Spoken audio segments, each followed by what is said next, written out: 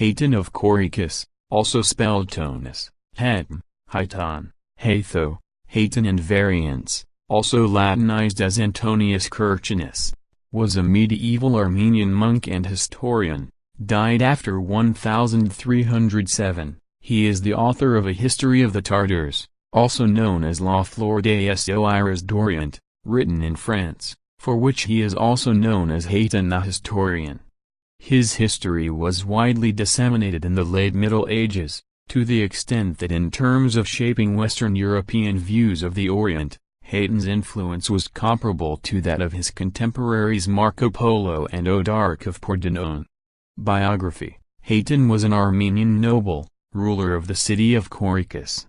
He was the son of Hayton of Corycus, brother of King Haytham I. Hayton later conspired against his younger cousin, King Haytham II, grandson of Haytham I, in 1293, and was exiled by Haytham in 1294. Hayton then worked as a monk in Cyprus, where he joined the order of the Premonstratensians at the Bellapis Abbey. Hayton apparently supported Amalric of Tyre in his usurpation of the throne of Cyprus against the unpopular King Henry II of Cyprus.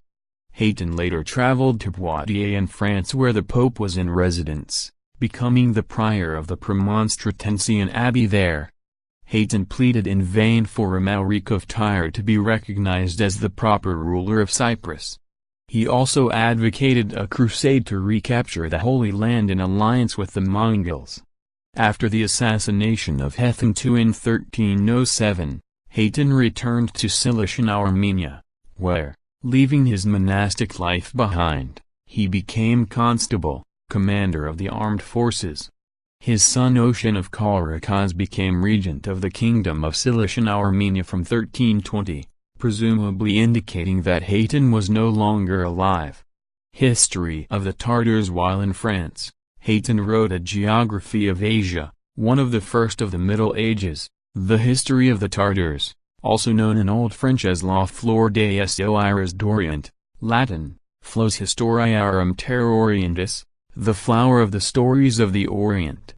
This work also provides an account of the rise of the Mongol Empire, and of recent events in the Near East, especially relating to the history of the Armenian kingdom and its interaction with the Mongol Ilkhanate, to which it had been tributary since 1236. The work concludes with a plan for a new crusade, which Hayton proposed should be organized in alliance with the Ilkhan. Hayton's promotion of this Ilkhanid alliance, and also his association with certain parties in the complex Armenian and Cypriot politics of the day, make this work rather tendentious.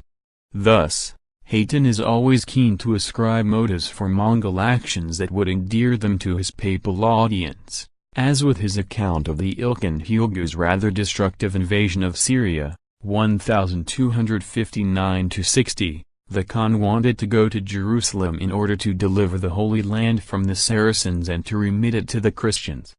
The King Haytham I was very happy with this request, and assembled a great score of men on foot and on horse, because, in that time, the kingdom of Armenia was in such a good state that it easily had 12,000 soldiers on horse and 60,000 soldiers on foot.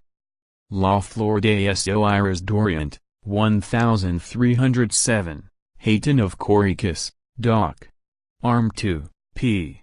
170.